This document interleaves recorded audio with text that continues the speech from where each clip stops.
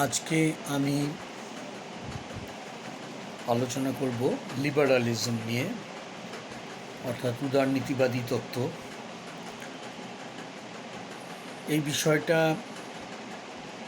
আমি প্রথম যে রুটিনটা দিয়েছিলাম তাতেই উল্লেখ করেছিলাম।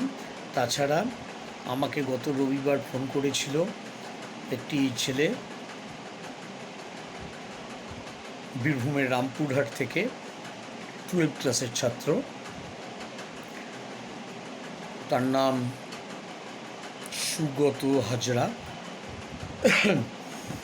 সে আমাকে বলেছিল যে লিবারালিজমটার অনেকগুলো শেড আছে, সেইটাকে একটু বুঝতে চায়। আমি কয়েকটা ধারার কথা বলবো। প্রথম হচ্ছে যে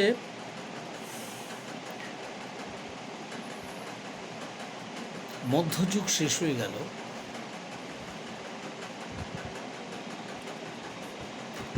চতুর্দশ শতাব্দী নাগাদ রেনেসাঁস শুরু হচ্ছে, পশ্চিমী আধুনিকতার জন্ম। তারপরে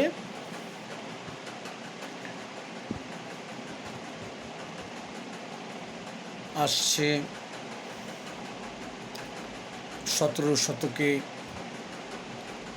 সায়েন্টিফিক রেভলিউশন, তারপর 18 শতকে এনলাইটেনমেন্ট, আলোকপ্রাপ্তি। রেনেসাঁসের সময় শুরু হয়েছিল সামন্ততন্ত্রের পতনের পরে শুরু হয়েছিল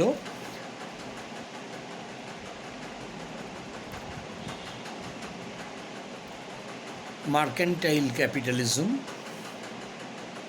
বাণিজ্যিক পুঁজিবাদ।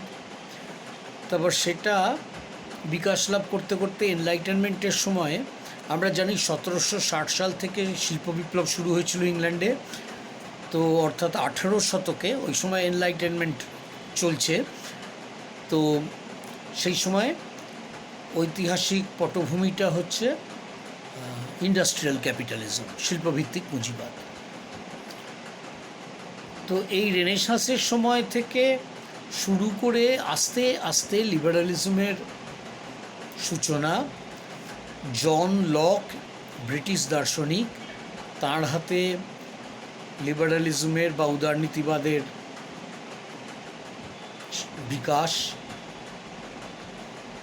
জন লক জন্মেছিলেন 1632 সালে, মানে 17 শতকে। তো তাকে বলা যায় ক্লাসিক্যাল লিবারালিজমের প্রবক্তা, মানে ধ্রুপদী উদারনীতিবাদ। তিনি বলছেন যে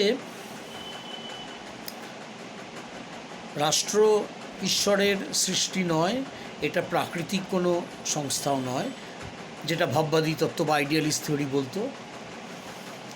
তিনি বলছেন প্রথমে ছিল স্টেট অফ নেচার, প্রকৃতির রাজ্য। সেখানে রাষ্ট্র বলে কিছু ছিল না, সেখানে ব্যক্তিরা আনন্দে শান্তিতে বাস করত, কারণ ব্যক্তিরা শান্তিকামী, ভদ্র, এবং তারা পারস্পরিক হিংসায় বিশ্বাসী ছিল না। তারা প্রাকৃতিক আইন বা ন্যাচারাল ল মেনে চলত।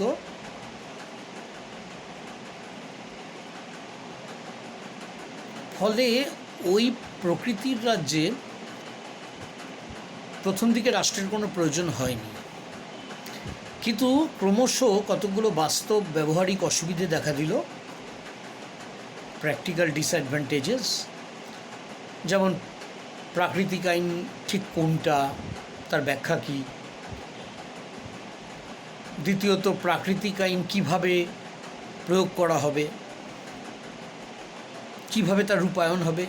তৃতীয়ত, প্রাকৃতিক আইন নিয়ে কোনো বিরোধ যদি বাধে বা তার রূপায়ণ নিয়ে বিরোধ বাধে, তাহলে কিভাবে তার মীমাংসা হবে, বিচার হবে। অর্থাৎ আইনসভার কাজ, শাসন বিভাগের কাজ আর বিচার বিভাগের কাজ, এই কাজগুলোর জন্যে একটা সংস্থার প্রয়োজন দেখা দিল। তো নিজেদের যুক্তিবোধকে ব্যবহার করে, রিজনকে ব্যবহার করে ব্যক্তিরা মিলে সামাজিক চুক্তি করল। লকের তত্ত্ব থেকে মনে হয় যে দুটো চুক্তির কথা উনি ভাবছেন। প্রথম চুক্তি অনুযায়ী একটা পলিটিক্যাল সোসাইটি বা রাষ্ট্র তৈরি হচ্ছে, স্টেট। আর দ্বিতীয় চুক্তিটা হচ্ছে রাষ্ট্রের সঙ্গে নাগরিকদের, তার মাধ্যমে সরকার তৈরি হচ্ছে, গভর্নমেন্ট। এখন প্রথম চুক্তিটা অনুযায়ী তাহলে ব্যক্তিরা নিজেদের স্বার্থে চুক্তিটা করছে নিজেদের স্বাধীনতা এবং অধিকারগুলোকে রক্ষার জন্যে।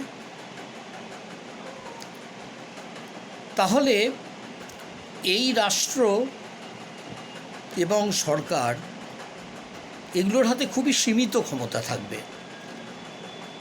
লিমিটেড স্টেট, লিমিটেড গভর্নমেন্টের কথা বলছেন জন লক। এবং এখানে ব্যক্তির অধিকার, ব্যক্তির স্বাধীনতা এগুলোই গুরুত্ব পাবে। রাষ্ট্রের কাজ হবে ব্যক্তির স্বাধীনতা এবং ব্যক্তির অধিকারগুলোকে রক্ষা করা। তিনটে মূল অধিকার যেন অটুট থাকে। একটা হচ্ছে রাইট টু লাইফ, জীবনের অধিকার। 2 হচ্ছে রাইট টু লিবার্টি, স্বাধীনতার অধিকার। আর 3 হচ্ছে রাইট টু প্রপার্টি, সম্পত্তির অধিকার। এই অধিকারগুলোকে লক অত্যন্ত গুরুত্ব দিয়েছেন। তাহলে ক্লাসিক্যাল লিবারালিজমের আমরা যেটা দেখতে পাচ্ছি বৈশিষ্ট্য, অন্তত দুটো বিষয়ে খুব লক্ষণীয়।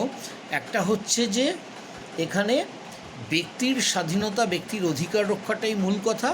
আর 2 হচ্ছে যে এই ব্যক্তির স্বাধীনতা আর ব্যক্তির অধিকার রক্ষার জন্যই রাষ্ট্র বা সরকারকে গঠন করা হয়েছে, ব্যক্তিদের ইচ্ছায়, ব্যক্তিদের চুক্তির দ্বারা। সুতরাং এটা হবে খুব সীমিত ক্ষমতা সম্পন্ন রাষ্ট্র এবং সরকার হবে সীমিত রাষ্ট্র, সীমিত সরকার। আরেকটা কথা লক বলেছিলেন যে যদি ব্যক্তিরা যদি মনে করে যে এই রাষ্ট্র বা এই সরকার তার বা তাদের স্বার্থকে, অধিকারকে রক্ষা করছে না, স্বাধীনতাকে ক্ষুণ্ণ করছে, হস্তক্ষেপ করছে তাদের স্বাধীনতায়, তাহলে ব্যক্তির অবশ্যই অধিকার আছে এই রাষ্ট্রের এবং সরকারের বিরোধিতা করার। অবশ্য শেষ পর্যন্ত লক বলছেন যে ব্যক্তি শান্তিপূর্ণ নিয়মতান্ত্রিক উপায়ে সে চেষ্টা করবে যে একটা স্বাধীনতা লঙ্ঘনকারী, অর্থাৎ চুক্তি লঙ্ঘনকারী সরকারকে বদলে একটা নতুন সরকার আনতে। এভাবেই পার্লামেন্টারি ডেমোক্রেসি, সংসদীয় গণতন্ত্রের ভিত্তি তৈরি হচ্ছে। এরপর কেটে গেল প্রায় 150 বছর। আমরা পাচ্ছি তখন একদল ব্যক্তি স্বাতন্ত্র্যবাদী বা ইন্ডিভিজুয়ালিস্ট চিন্তাবিদকে 19 শতাব্দীতে। মডার্ন পলিটিক্যাল থিওরি বইতে CEM জোয়ার্ড বলছেন যে এই 19th সেঞ্চুরি ইন্ডিভিজুয়ালিজমের প্রবক্তা ছিলেন অ্যাডাম স্মিথ, অর্থনীতিবিদ। অ্যাডাম স্মিথের জন্ম 1723 সালে। তারপর হচ্ছে ধরুন আরও ছিলেন ডেভিড রিকার্ডো, তাছাড়া বেনথামের জন্ম 1748 সালে। আর ছিলেন জন অস্টিন, 1790 সালে জন্ম, আর একটু পরের দিকে আর কি। তো আর জন স্টুয়ার্ট মিল আরও একটু পরে 1806। আরেকজন ছিলেন হারবার্ট স্পেন্সারের জন্ম হচ্ছে 1820 সালে। ওই 1820-তে আমাদের বাঙালিদের একটা গর্বের দিন, ঈশ্বরচন্দ্র বিদ্যাসাগর জন্মেছিলেন। যাই হোক, আরেকটা মনে রাখতে হবে, 1806 জন স্টুয়ার্ট মিলের জন্ম। তো 1818 জন্ম হয়েছিল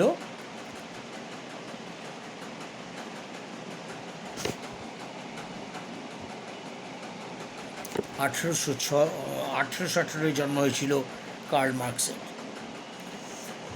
আর একটা কথা হলো যে বেন্থামের সাথী ছিলেন জেমস মিল, জন স্টুয়ার্ট মিলের বাবা। তো এই 19 শতকের ব্যক্তি স্বাতন্ত্র্যবাদ সম্পর্কে জুয়ার্ট বলছেন যে এখানে বেন্থাম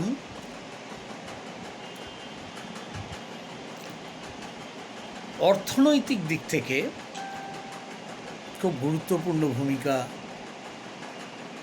গুরুত্বপূর্ণ তত্ত্ব রচনা করেছিলেন।